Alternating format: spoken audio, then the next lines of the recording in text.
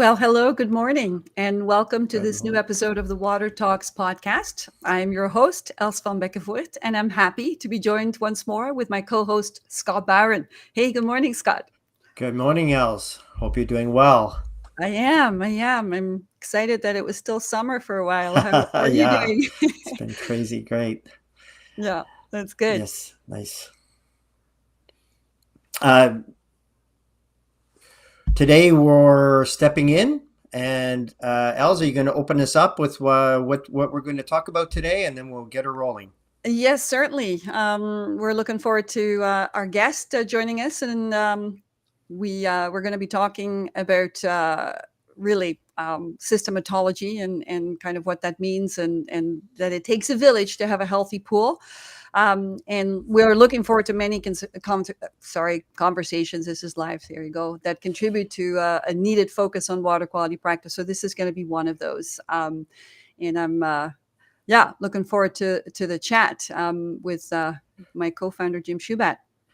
Yes, it does take a village to make a healthy pool. I can't wait to hear what that means, and then really the word of the day, systematology, because I learned a new word last week when I was speaking with Jim, and I can't wait to discuss that. So, welcome, Jim, and good morning. Good morning to you too. Nice to see you both. Yeah. Little Nice to see cooler, little cooler in Ottawa today than what we've had. Indeed. Yes. So besides being my co-founder at Ecotech, Jim is definitely an outside of the box thinker, and we have been blessed by his problem-solving capabilities many times across different application areas. He's also passionate to share his knowledge with others, which then makes him a very good application expert, really, in water technology. So yeah, nice to have him on the show. Yes, and we're going to have Jim do a self-introduction in a moment. But just a little background on Jim, because he's kind of shy. Jim studied engineering technology with a focus on automation and spent a big part of his career in preventative maintenance and continuous improvement of industrial processes, some of which required a lot of water. And it is our pleasure to welcome Jim to the show today. So Jim, could you just give us a little background on you? Well, sure. Thanks, Scott. It's a little awkward sometimes talking about yourself. I think in the first place, I want to say that I'm a husband and a father and an entrepreneur, and sometimes I don't get the balance quite right between those three, but I have to ask for forgiveness, and luckily I'm shown quite a bit of grace by my family, and we are been working in the water space for a lot of years now, and that it's an interesting history for sure. So how like water technology is how I got to know water technology is a little bit of a roundabout story, and I'll try to keep it as short as possible for sure. But yeah, graduated from college, electromechanical engineering technology, and that allowed me to work in the auto industry for one of the parts suppliers to the big three originally, and through my work, a lot of years in maintenance, but was able to then move more into a corporate role and traveling around to a lot of different facilities throughout Ontario, and then to the US and to Mexico. Ultimately, that had me land in the UK for a shorter stint, and then 4 years in Belgium at a greenfield operation, a startup, and it was there that I really started to better understand the difference, how the Europeans were managing water and using water compared to us Canucks who use water at will, have an abundant supply of water. The European operations were very much, well, they were built differently. They couldn't use the type of land that we have available here, so they were built more up vertical. And then they recycled water, and as you recycle water, before they were spilling it to waste, they would try to upcycle the water. And as you upcycle water in a process, then you start to receive other problems. The conductivity starts going up and dissolved solids and all kinds of, maybe turbidity issues and all kinds of things that were fine at the beginning, but then led to some real biofilm problems. And so trying to solve all of those issues was something that I was intrigued with all of my life. And water, I think we all, a lot of people think, well, what's the big deal about water? How can you be busy with water? But I think it's still, after all of these years, so important but so misunderstood. Yeah, that's for sure. So systematology may be, the word that Scott and I are so intrigued with. I did look it up in the dictionary, and the dictionary tells me that it is actually a word, Scott. So And it says that it's the I thought study I, of the nature and the form of systems. And the other thing I learned is that it's an old word. So either, Jim, you're really old fashioned because the last time it was used was in the 60s, or you're ahead of your time. So yeah. I'm kind of Yeah. wondering, what are you? I'm just an old-fashioned guy. And I kind of thought I had coined the word. I hadn't. It's not used in the parlance or the vernacular. It's not. Um, and so, but yeah, I think some of that training and background. I love how systems come together to perform a function. And you might look at your car and think, well, it's four tires, but as a kid growing up, I mean, doing some maintenance on my vehicles, they were old beaters, and they needed a lot of maintenance. And so that was kind of, you have an engine, but it's driving a hydraulic system for giving you power steering, and a brake system that employs hydraulics for braking, and a steering, a mechanical system for moving the wheels, and all of that stuff. I just found, yeah, everything like that very fascinating. So yeah, I loved how all of that came together to produce a system. And you find that everything that we do, and we'll look at pools, of course, very specifically, but there are a lot of systems to systems to systems to make that system workable, usable, safe, an inviting place for people to come to and be a part of a community. I mean, that's what our public pools are all about. And So why did you pick the topic then? Because we let you choose. Obviously, we thought you would be an interesting guest to talk with, particularly, your application experience and all of those aspects that are very relevant to our listeners. So why did you pick the topic? well, yeah, and I think as we look at some of the slides, we'll see how those systems come together, and um, and I've even mentioned a little bit that water sometimes is very misunderstood. And so, being resourceful people that we are in general, we try to bring uh, solutions to problems. Like it doesn't get us to the root cause of a problem, and if we don't find and try to work on the root cause, then we can apply a lot of band-aids, and that's going to lead to problems, because then you got more equipment to potentially maintain. And so some of the challenges in pools have resulted in many different types of solutions to try and fix water that are not bringing a solution to the water itself. Right. So Maybe I'll be happy to share. I think you provided a couple of slides to us. We can maybe share one of those slides if you wanted to maybe walk us through what you understand to Yeah, be, these days people talk about, systems thinking, right? So, and even last month, our last podcast, we talked a little bit with Stephen Liss, with Professor Liss on some of those topics, right? And yeah, how they all kind of, interact with each other. But it would be useful perhaps to have a look at, what does that mean in the context of aquatics? What does that mean in the context of a pool system? So I'll Yes. see if we can just pull that up. Yeah. So maybe you can walk us through your slide, Jim, just for the audience to appreciate, what you mean by systematology or system of systems in the context of our topic today. Right. Sure. Of course, we would perhaps all identify with that rectangle, and that's a rectangle, but it's more like a box that has no top on it, and you fill it with water, and that's what people would say, okay, that's a lap pool. And there is a water RX, a water treatment circuit that looks after the pool water. And I think my focus would be like, let's make sure that water RX system is working properly. But within that pool envelope or natorium, maybe it's got some stands on the side so that people can watch their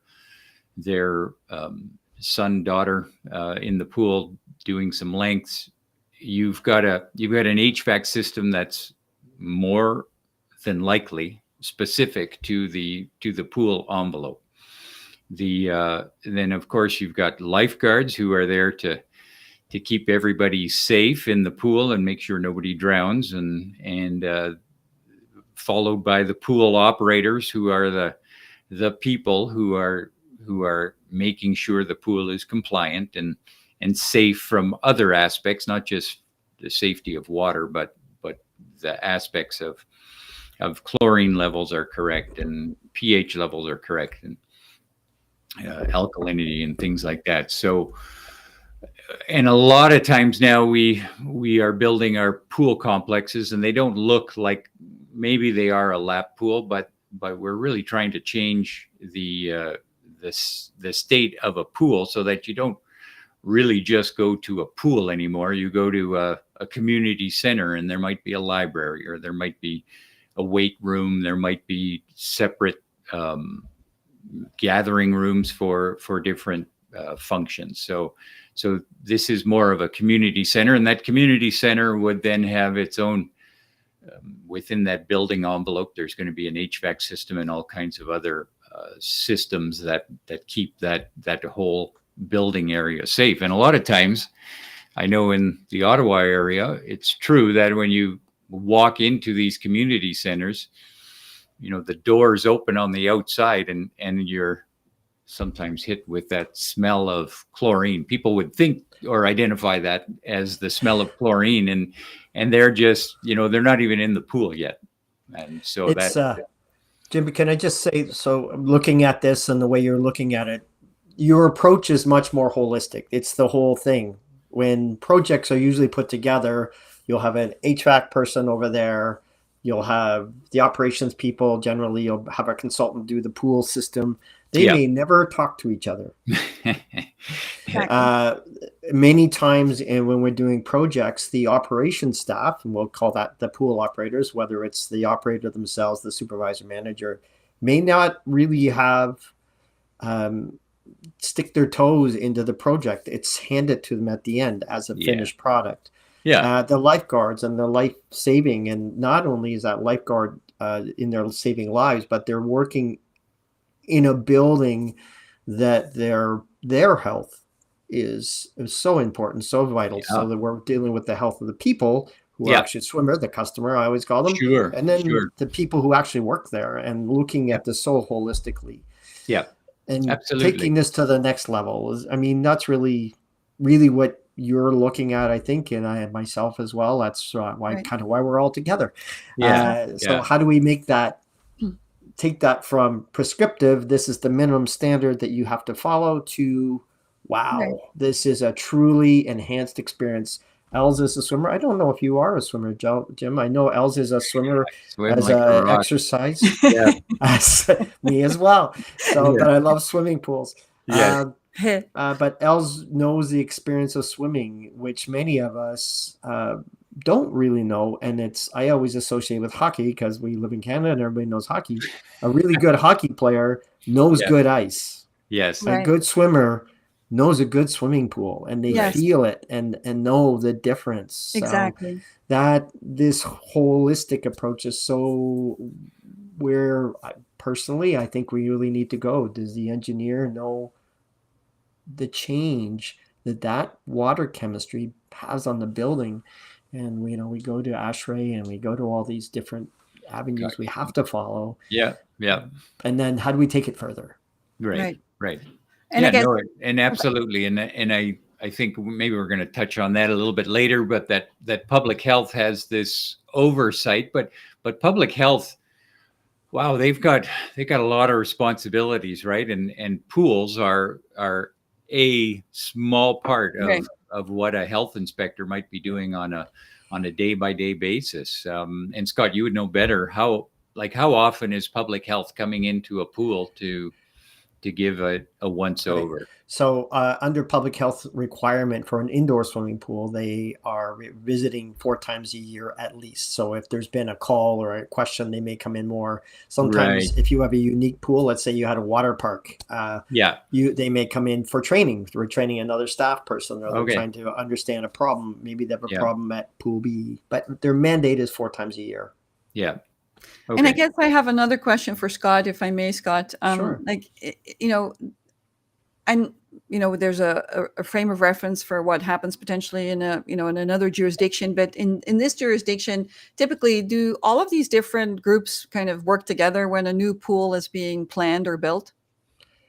You mean Like from the list that? holistically, like, do the pool builder, do they talk to the HVAC people? Do they talk Well, to the water if you have quality a good people? project, yes, I think. But many times the connection is not always there. Yes, Many times it's this is the HVAC. What are you providing? You might right. have somebody in operations sort of Specification, as a right. project leader who Yeah, kind of is the conduit for all these different folks. But as far as, who's going to be in the pool? My first question is, who's using the pool? What's right. the usage, right? How's the usage? And then where do we need to go to make that usage viable? And then Exactly. the challenge is always minimum standards and getting through that hoop. Yeah. And then if you have a reduced, HVAC's extremely expensive. Yes. It's the most expensive portion of the whole project as far as a single Yes. process. So when you build a bigger HVAC, it costs huge money. So we're looking at, where does that, Jim, you said? The root cause. Yeah. Yeah. So if we can get to that root cause of water and alleviate the problems at the source, Right. water, Yeah. which really it's that relationship of water to air systems. Exactly. And Which is kind of leading to my next question for Jim, I suppose, is, where does water fit into a system of systems, right? For managing an operation, like how does it fit into the pool system? And, what's your typical observation, and how does that correlate to your experience in your, former life, so to speak, in industrial water applications? Do you have some insights on that? That's a good question. That's a big question. I'll try to. I mean, what is a pool without water in it? It's a danger, right? People are going to fall in it and hurt themselves. So a pool is water, and what as I make that transition from enterprise, that private enterprise of auto parts, continuous improvement was something that had to happen, lest the auto companies that we were shipping to, they would continue to take away on our margins. So if you were producing a part for $100 this year, you were expected to produce it for $95 for the next model year and $90 in the following, because they expected you to become better and better at your job. And that's so we had systems in place to sort of monitor all of our processes, and there is a lot that you can learn. I'm a little bit, like, it's a bit of a strange thing where you can look at a graph and that graph, some graphic displays of amperages on a motor or on a pump or chlorine levels or pH levels, and how much a pH control pump might have to be running. Like, you look at those graphs and there's data that's like, I see something else going on than what meets the eye. So that concept of, in the public sphere, we don't really talk about continuous improvement, and that the experience of the customer in the pool would be an ongoing relationship, or a ride to, it used to be this way, and now I feel like my pool it just keeps getting better and better every day. But we don't have that philosophy, that concept, that drive to improve our processes. And our pools have probably been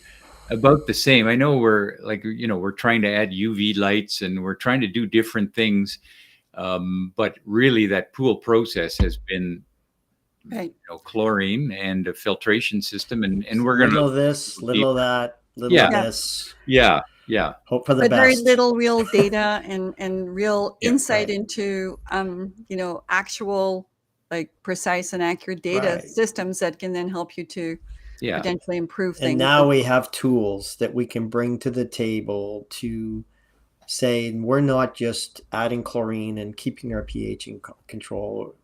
What is going on behind? And Els has tremendous data now on some of the pools that we've done work on, to say this is what you're seeing. This is what you're seeing on your controller, but this is really what's going on, and this is Right. how much it's costing you as a result. Because you can drive a car, but you have to have a speedometer. Otherwise, you're just driving the car and hoping you're okay. So, Sure. well, that's really what it is. So we're trying to Right. get people to understand the technology out there. Look what we're doing today, which I don't even know 10 years ago if that was popular. Right. I don't know when it all started, but the technology to talk to people, and hopefully, I know we have some folks from the US joining us today, because they got a hold of me this morning and said, I'm looking forward to it. That's Yes. awesome.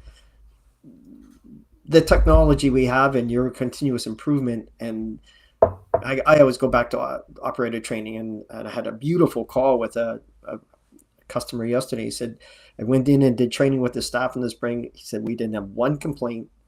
The pool chemistry has been good all summer. Like, we never had a shutdown, and they were having challenges. Issues. Yeah. Yes. Issues, challenge, whatever it is. And I said, so that's a win, right? He goes, that was a spectacular win. Simple, started at the beginning, at the baseline training. And then now we can give them the tools to understand even further what is going on. And then ultimately, for the owner, it saves money. For the operator, it gives them better tools to understand. For the swimmer, it's a better experience. So it's win. Yeah. And I guess my question is, when a pool system, or when a pool within the context of a leisure center is designed, I know Jim was mentioning to me that typically from his experience, very little effort seems to go into the machine room, the mechanical room. Like, it's kind of somewhere that's out of the way. It's in the basement. It takes up as little real estate as possible, and whatever you can fit into there is going to have to do. And maybe, Jim, you want to speak to that for a moment as well. And we're expecting it to, depending on that, the amount of water that it's treating, Olympic-sized swimming pools and things like that, you should appreciate that it's going to take some effort to keep that water clean. And even, Scott, you mentioned customers, and sometimes customers are teams, athletic teams that are training for hours at a time, and if you don't appreciate how much sweat is coming off of those people as they are training hard, or on the weekend there is a meet, a race, and you've got that pool is under severe stress, stress for that whole 4 hours, 6 hours, 8 hours, 2 days, Saturday and Sunday, a training or a meet of some sort. That's those are different circumstances than what that pool is usually under, the average that pool is facing. And as stakeholders, like even as we had that slide earlier about the system of systems, that education portion also extends to indeed the stakeholders who are coming to use the pool and indeed trying to get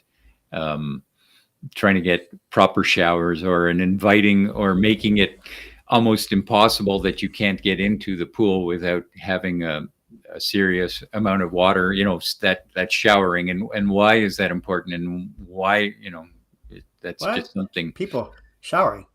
Yeah. Well, we'll get into that a little bit more, but I hear you. And Scott, I know that in time past, you had mentioned, well, in Europe, they take showers, and that's been, that's been an interesting part of working in Belgium. And we've got I've had a tremendous opportunity to meet some really strong, and Stephen Liss. Here I am following Stephen Liss, who is, a water guru, that guy who knows water to the nth degree. But we have collaborators in Europe who have done nothing but water for years and years and years now, and so it's impressive and it's humbling.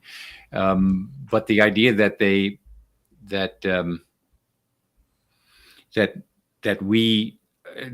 in Europe they don't shower either. That's kind of the point, and they try to make these arcs, that you that you hit a sensor as you come into the arc, and it's going to blast you like a car wash. Yes, you walk through it and it sprays you with water. So that's kind of like the best next thing, so that at least you've had a little bit of rinsing down. Yeah. And if you've been sweating, sweating outside of the pool, or you're in the weight room and you've been putting on the weights, and you've got a sweat on, and you like getting that sweat off of you, that urea, we bring that into the pool, and it's all a part of the function. I think the HVAC contractor doesn't appreciate perhaps what water does, and water never does what we expect it to do.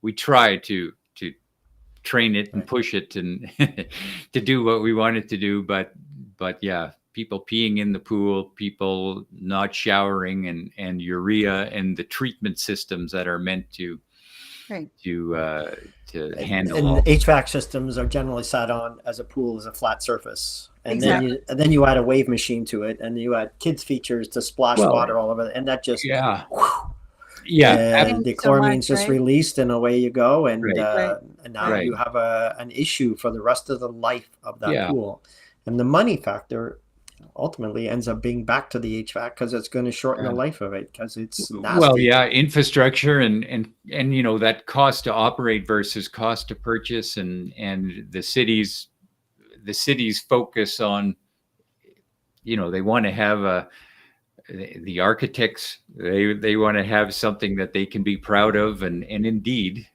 those water features that get installed, lazy rivers and dump tanks and spraying water, and all of those issues that sometimes they run for the first week, but then you understand that they cannot run because they make the air quality so poor in the pool, nobody comes to the pool anymore. And so when there's nobody in the pool, that's a very question. I can't tell you how many places I've been to that they actually don't run their features because they can't. They can. And what a sad statement, right? You spend so much money on a system, and it could be so fun and wonderful, right, for the community. And Maybe I want to kind of move our conversation a little bit more into pool specific. I mean, we are talking about specific pool issues, but perhaps as we're exploring the topic of systematology, and we've talked about all the different circles that kind of surround the pool, with public health being kind of the oversight that's always there, and also certainly regulations very much drive processes as well. But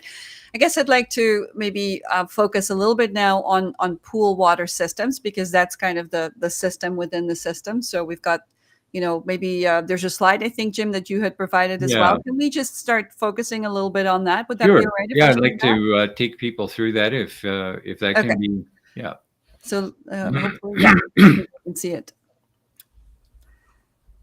So walk us through this slide and maybe walk us through kind of the different components within a pool system. Now, maybe many of the people listening are very familiar with all of this, but perhaps it's still useful to reflect on the functionality and all the different pieces that have to kind of fall in place in order for us to have that, that water health outcome that we're looking for, I guess. Yeah. Yeah.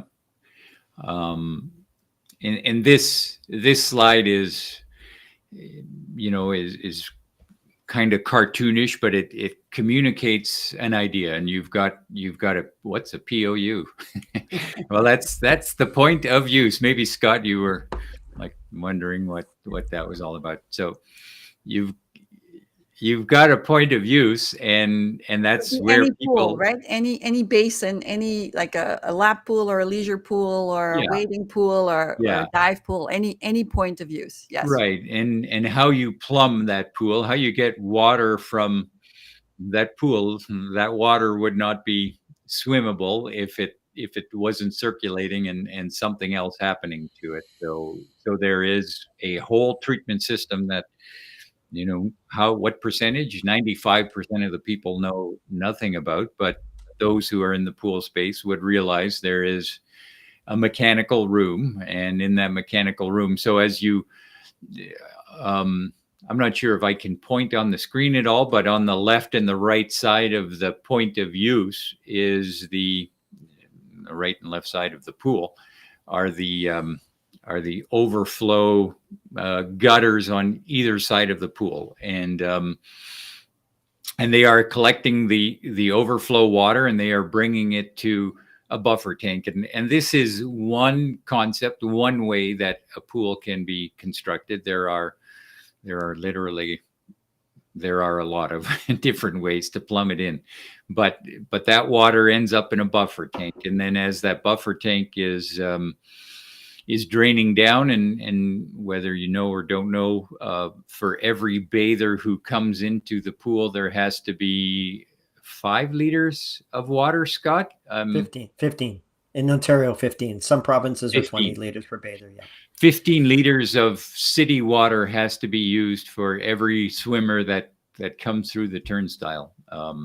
So out of the buffer tank that's holding an amount of water, some of that water is being diluted by, some of the pool water is being diluted by city water.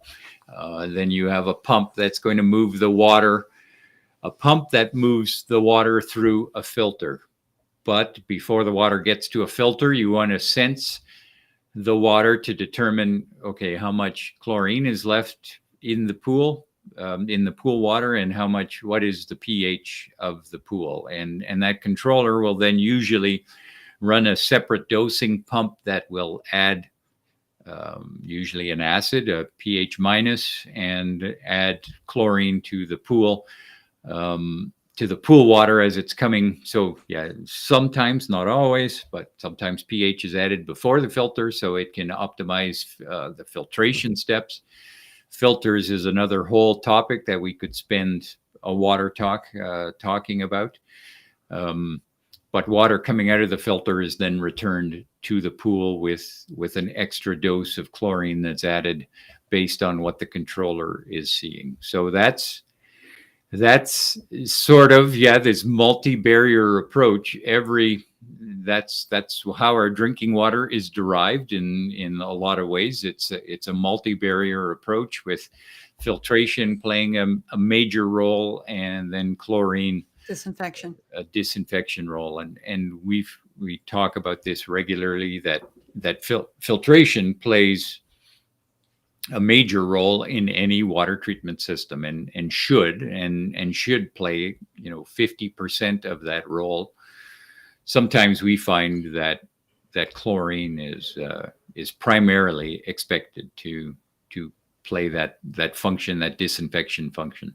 That's maybe the next question that I had as I'm thinking about, my experiences and Scott's. We've talked about this a lot, in that, more chlorine is better, right? So that's kind of the way that's managed often.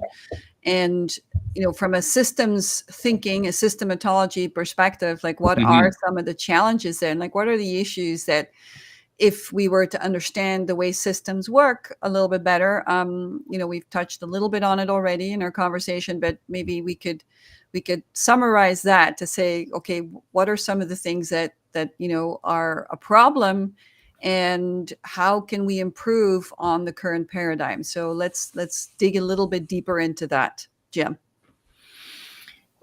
Yeah, there's a lot to say I know. that. Maybe we'll break it down. So maybe starting at the level of the pool. So the point of use. I know you mentioned that Scott had said, I think our last that was, I WaterTalks. found that very fascinating, Scott, in the last call with Stephen Liss, that, and it was kind of an aside comment, and you'd mentioned that, well, yeah, but public health will come and measure in the pool, and that's what they will base their assessment of pool quality, water quality, based on their measurement within the pool.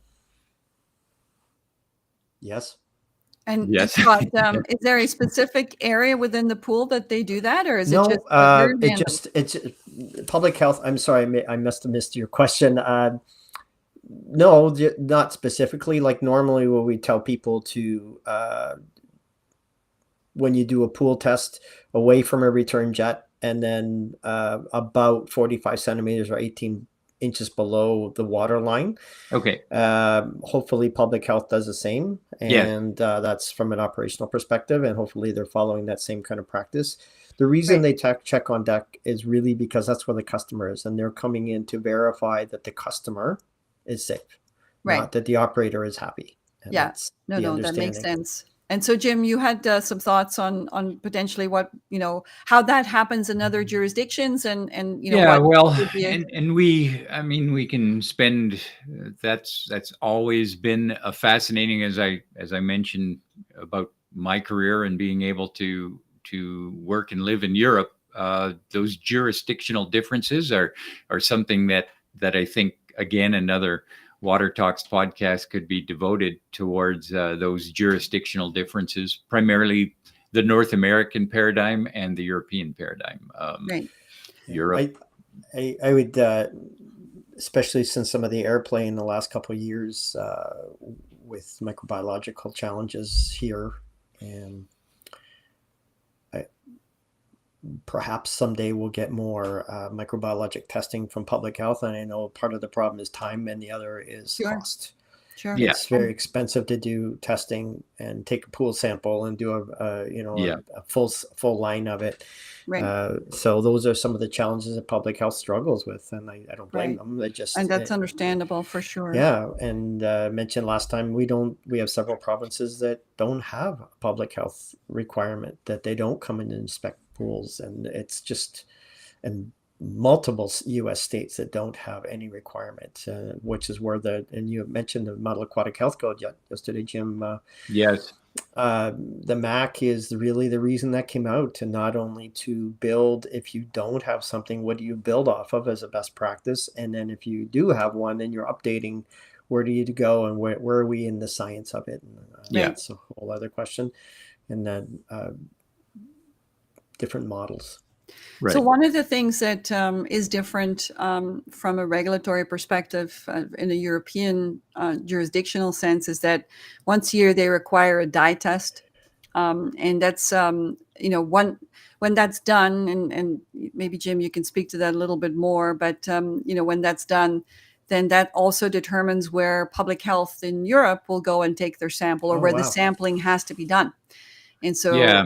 Go ahead, Jim. Sorry. Yeah, sure. And with hydraulic modeling, and as I look at my diagram here, I've got 1, 2, 3, 4, 5 different jets that are coming into the pool, and you can model this with a computer to kind of determine, okay, how will the water flow, and how, where is there going to be a dead spot, and that dye test, that's the practical, where the rubber meets the road test, where now we're adding a dye into perhaps the buffer tank, and it's being plumbed out or it's being pumped out to the pool, and you start to see, okay, where does the dye build rapidly, and where is it taking the longest to, and interestingly, and that's why I kind of made that connection to what you said last week, Scott, where public health is taking a reading in the pool. Well, in Europe, they would be taking a microbiological sample where that water is The least slowest slow. to Right. yeah, and that's kind of So it's a tool more. It's a tool that it's used more than just how's our flow rate looking on a Yes. return yeah, test. yeah, I've seen several dye tests done, and I've yes, done several, and you know, it's really interesting. But we don't normally do it unless we already have a problem. Right. It's a risk management and mitigation strategy in that sense that can help to understand both, to optimize the flow patterns in your pool, as well as determine where would be your area of the most risk. And yeah, if that area, of course, reads safe and you meet all the criteria of your water quality test there, then you know that the rest of the pool is going to be in good shape. So that we've looked at points of use and that as well. So what other things can happen in a system, I guess, to deal with some of the root cause issues that you've identified, Jim, within a pool system? the yeah, I think the root cause issues, as mentioned earlier about the urea and what is urea in the pool and what happens when urea, nitrogen-based products come in contact with chlorine. Well, you start to get combined chlorine. One of those other interesting jurisdictional differences is that pools in Europe will shut down if the combined chlorine is over 0.3. 0.3, Oh, like 0.5. Sorry, I got that. 0.5. Yeah, Sorry, okay. 0.5. Yeah. 0.5. So that's not a lot of combined chlorine. And so they're counting on a filtration system to really almost a biological process, or not almost, but a biological process that can deal with the building of urea in the pool water. And unless you are able to manage with removing urea, you're going to have a problem with combined chlorine in the pool. Right. And there's some challenges there as well in the context of, having overdosing chlorine, I guess. That's the other part of that problem, right? So it's not just the filtration issue where, we need a more optimal state for filtration.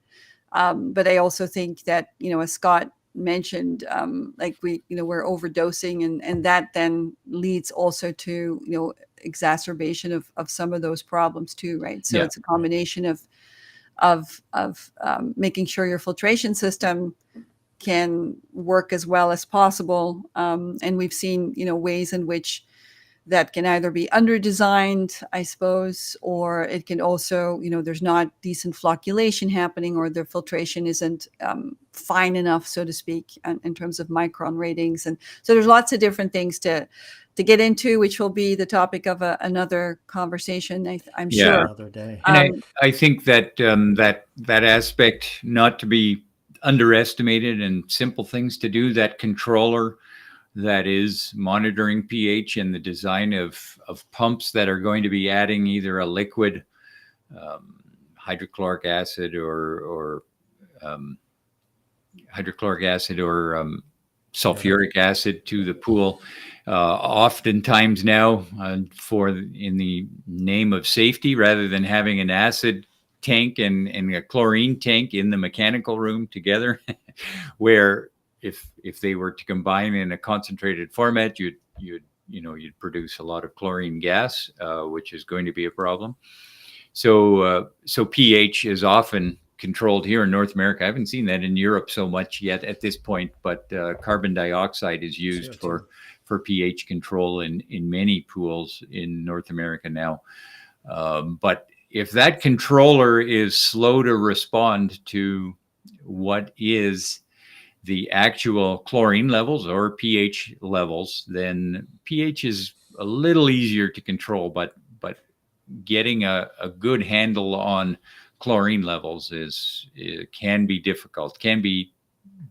And so having the right controller to add, and the right pumps in combination with the controller to add in the right amount of chlorine, not too much, not too little, making sure that you're more staying on a flat line. This is kind of the goal of a chlorine dosing system, that it's more of a flat line. Indeed, you will have a little bit of demand and a little like small yeah, little sure. peaks and troughs, but not Yeah, big, our big operations, things. sure, Yeah. our pool operations, generally are shut down in the night. Of course, it's kind of a 2-shift operation, and when schools, or maybe schools are flooding in at 8 in the morning or during the summer vacation, we have pools that are going 90 miles an hour in the summertime, and so come 7 o'clock in the morning, or maybe even earlier, if a swim team is coming in,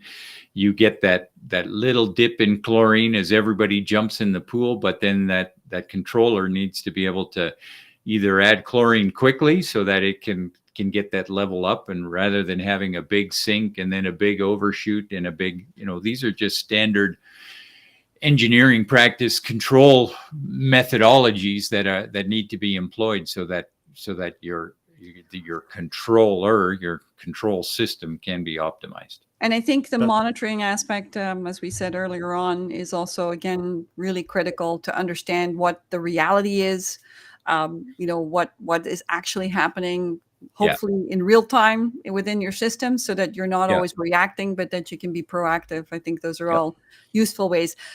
We're getting a little further progressing in our hour, and I wanted to just maybe just touch briefly on the village analogy that you had presented. It takes a village. Like, who's in the village, Jim?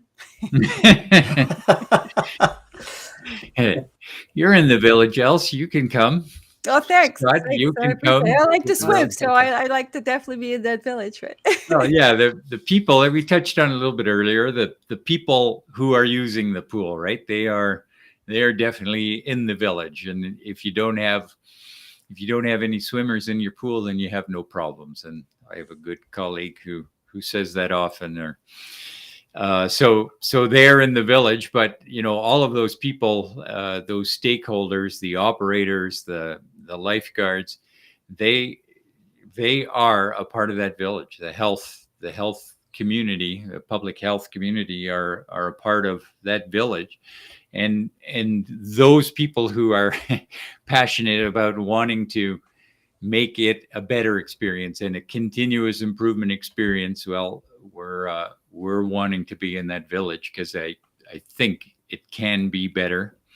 It can be a lot better than what the average is. And even go ahead. Yeah, sorry. Yeah, well, those pool experiences, like we say, or I guess a good example is Center Parcs. And if people want to have a look at the website from Center Parcs in Europe, this goes beyond. I guess we have a Great Wolf Lodge here, and also, a number of others that would be in that space similar, too, but those kinds of leisure centers, yeah, indeed, they are amazing, and they have all of these features, and people are there for all day long, 8 hours, 10 hours a day, and you can have your, there's a food court, and there's tables, and you can have a sun bath, and you can do all kinds of lazy rivers and slides and all kinds of things, wave pools. They're all lots going on. Yeah, water fun, but you can't be having water fun if your eyes are hurting and you can't breathe. Yeah, absolutely. I agree. And that's kind of, the goal here is that we can make it fun again, right? So, or make it fun. Yeah, so we're the village, understand how to keep it fun over the long periods. And then back to Jim's introduction, where continuous improvement, not just this is what we how the pool was built, this is how we've always done it, and it's Tuesday, so I do this. It's how do I make it better every time? I truly understand my system and process, and what's the relationship of the filter to the chemistry to the people who deal with it. And there you go. That's a good summary, Scott. So and there's some, there is a workshop that is being offered, and Scott, you've been a part of those, and I think we've had some really good feedback from public health, from operators, and those workshops have been valuable for the village to take that knowledge. October 26, 2023. There you go. The next one. Yes. And actually, that's going to be a very practical one. We're going to be really getting into, the details of what makes an accurate and a precise measurement, and and then we're going to actually be practicing measurements. Yes. Anyway, we'll talk more about true it measurement. in our next podcast as well. Oh, yeah, cool. But maybe can I just ask, because we want to leave room for Scott and you, Jim, just to go over a few listener questions if there are any, but also, what are the takeaways, I guess, that you want to share with the audience in for Yeah, I today's think session? sure. I think we've touched a lot on some of the things that I've been thinking of. So I would say addressing the root cause, and not relying on band-aids or, tangentially related to water and problems that you might be having. So like that's always been a part of my career. We're just getting to the root cause of a problem Perfect. saves all kinds of trouble, and yeah. So Cost of remediation versus the cost of prevention in some ways too, I guess. But yes, sorry. And what you have other takeaways? Well, and this goes into some of the things I've mentioned already. Comprehensive operator training.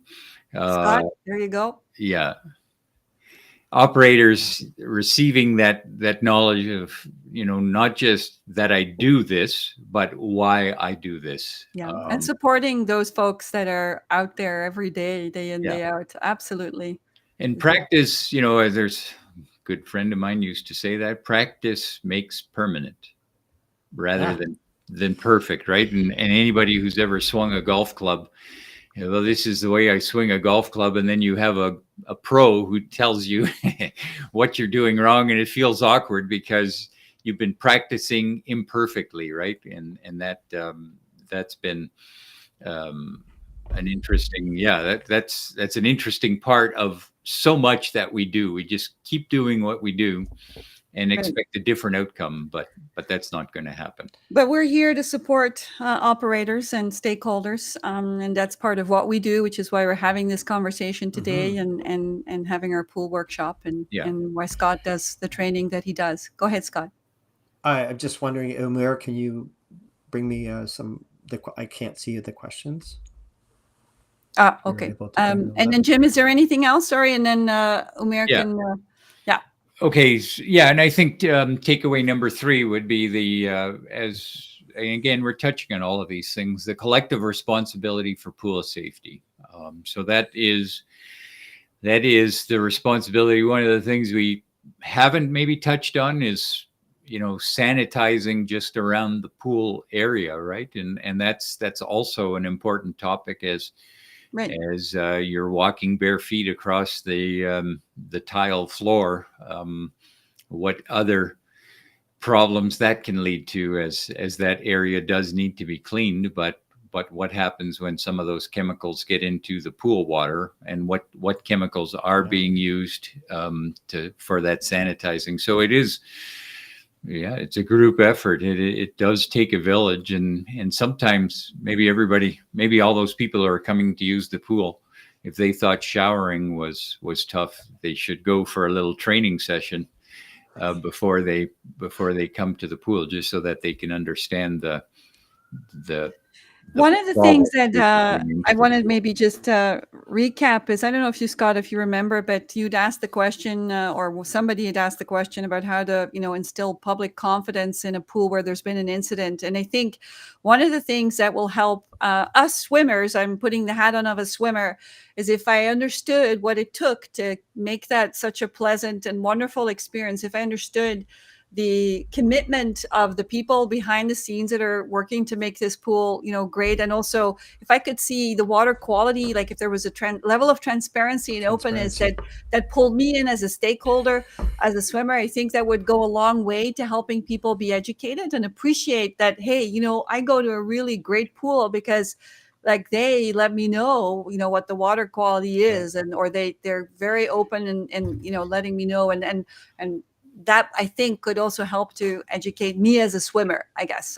I think that's coming, Els. I think that's coming as a result of, I mentioned the incident in Texas where the result of that, and unfortunately it usually takes something negative to get a positive. Yeah, look at Els, I'm going to go to a question. We're really ahead, getting Scott. tight on time, and Sure. I want to make sure that we answer at least one or two. So the question is, and I guess we'll let Jim talk to this, is what are the key considerations when choosing a disinfection system for a public pool in terms of both effectiveness and environmental impact? Yeah. That's not a short answer, but thanks. Your best yeah, that's you have 10 seconds. Go.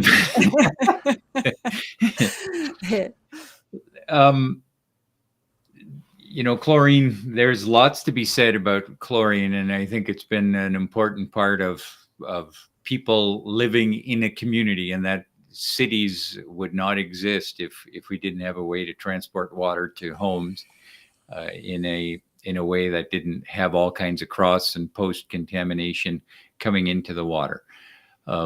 So chlorine has been the answer. Is it the best answer, or is there challenges? There certainly is, but it's kind of, there are ways to optimize that system, and I think we're a long way away from having alternative disinfectants in pool water. Having said that, Australia is moving towards peroxide and UV lights. So peroxide would react entirely differently to the sweat, to the urea that's coming into the pool from swimmers. Right. So if Australia is doing that, Canada, US, I think somehow the US would be further behind. Maybe Canada would, because of the Commonwealth, that might be something that comes a little sooner than in other jurisdictions in North America. But yeah. Can I just chime in there? Yeah, go ahead, Scott. Yeah, we're using chlorine and bromine, and moreover chlorine in our public pool systems here. And bromine, every jurisdiction. Sorry, Scott. Bromine does bring a certain other set of risks. For sure. Another whole challenge system. Yeah. To answer that question from my perspective, real quick, know your source water. Your source water is so important when you're putting a system in. And that, if I was talking to somebody and say, what's the source water? What's the pH? What's the alkalinity? What's the calcium level?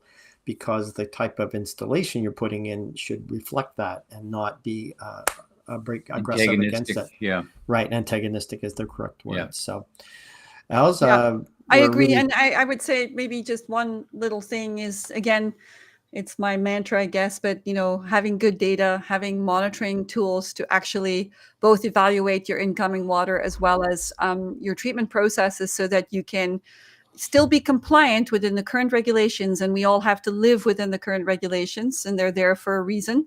But we can operate in a more optimal state, which basically will mean that we use less chemicals, we waste a lot less water and energy savings in the context of our air quality based on our water quality. So like those connections are definitely there. So from an environmental impact perspective, less is better. But, make sure that what we're using is going to keep the water safe, right? Is going to keep people safe. I think that would be my final, adding to that. Sorry, Scott, continue. No, I think we're probably wrapping up. We're at our 1 hour mark. I just want to say this is, every time we talk, it's like, okay, I got 3 more hours of questions. So what a great topic today, Jim. And thank you for sharing your extreme knowledge. And I know we just touched the tip of the iceberg. I really appreciate the format of this podcasts in general. I listen to a lot of podcasts, and I think it really helps to break down the science to more manageable pieces and more context, and that really helps to. I think that really helps. So I think there's going to be a lot of benefit from the WaterTalks podcast over the next Right. months and years. So I'm looking forward to seeing the next offering. And I want to just thank you also, Scott and Jim. I think it's been a useful conversation. There may be other questions, and I want to let the audience know that please continue to send us your questions. There's an email address that you can email to called mywatertalks@sanicotech.com, or you can share them with Scott as well. They will make their way to all of us. We're here to support and help, even outside of the constraints of this short hour that we have together. You can re-listen to this episode, and you can subscribe to our YouTube channel if you so desire. If you have ideas for future topics or guests, you can also email us. Please don't forget to subscribe, share, or like our channel. Like I say, this is live and we're learning on the fly, but we're liking this a lot. I think it's great to have these conversations together. Our next episode will be from the Canadian Greenhouse Conference. And though most of you are coming from an aquatic environment, the three of us have experience in other water application areas as well. Scott comes from a background of municipal, and we've worked in other areas. And there's a lot of really interesting, talking about systematology, learning from other application areas as well. And so we'll be interviewing some folks there and some of their water challenges and how that relates to some of the more broader solutions and answers that we're trying to find. So that's it for us. I thank you all very much for listening, and have a great rest of the day. Thank you very much. Yeah. And just I wanted to thank you too for this hour. And thank some of the people behind the scenes who make it run and go smoothly. So thank you very much. Have a wonderful day, folks. Take care. Have a wonderful day. Talk Bye, soon. guys. Bye-bye. Bye.